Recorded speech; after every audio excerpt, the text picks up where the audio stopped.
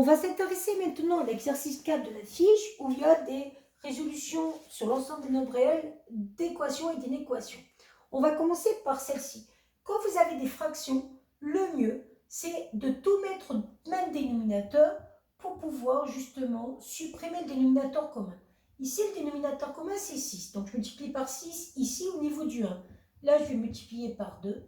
Et là, je vais multiplier par 3. Ça va nous permettre de faire quoi? Mais tout simplement ceci.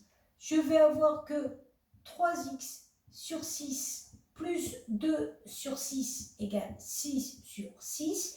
Et quand je vais multiplier par 6 tous les termes de cette expression, les dénominateurs vont se simplifier. Il va me rester 3x plus 2 égale 6. Et là, vous voyez que vous tombez sur une équation de quatrième que vous savez résoudre. On isole d'abord le 3x en faisant 6 moins 2. Ça donne 3x égale 4. Puis on divise tout par 3 pour trouver le x. On a donc comme solution uniquement la valeur 4 tiers. On va passer à la suivante ici. Ici, je veux trouver une expression qui est égale à 0, il y a des carrés. Le mieux pour faire cette expression, c'est de faire en sorte de faire apparaître une identité remarquable. Quelle est l'identité remarquable qu'on fait apparaître? Tout simplement a au carré moins b au carré. Et ça va se factoriser sous la forme a moins b, facteur de a plus b. Donc ça va donner a, c'est-à-dire le bloc x moins 2, moins b, c'est-à-dire moins 4, facteur de a, x moins 2, plus b, c'est-à-dire plus 4, égale 0.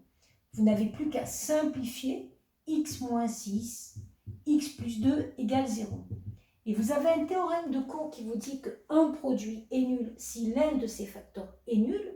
Donc soit x moins 6 égale 0, c'est-à-dire x égale 6, soit x plus 2 égale 0, c'est-à-dire x égale moins 2.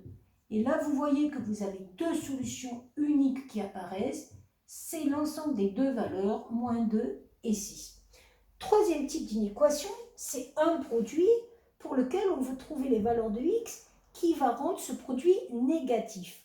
Là, vous êtes obligé de faire un tableau de signes. Donc, comment va fonctionner ce tableau de signes? Les valeurs de x, elles, peuvent aller de moins l'infini à plus l'infini. On va s'intéresser au signe du premier facteur 2x moins 1, au signe du deuxième facteur 1 plus 3x, et ça va nous permettre de trouver le signe du produit. Pour trouver le signe d'une expression affine, il ne faut pas oublier que cette expression affine est représentée par une droite qui va couper l'angle des abscisses. On va donc déjà déterminer à quel moment la première expression s'annule. Ça va nous donner 2x égale 1, c'est-à-dire x égale 1 demi. On sait que dans le tableau, il va avoir la valeur 1 demi. On va prendre la deuxième expression, 1 plus 3x égale 0. Ça donne 3x égale moins 1, c'est-à-dire x égale moins 1 tiers. On sait que dans le tableau, on va donc avoir les valeurs moins 1 tiers, on les met dans notre croissant, et 1 demi. 2x moins 1 s'annule pour 1 demi. Je vais mettre un 0 ici.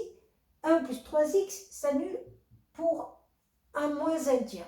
Et je vais décaler en multipliant les produits en dessous.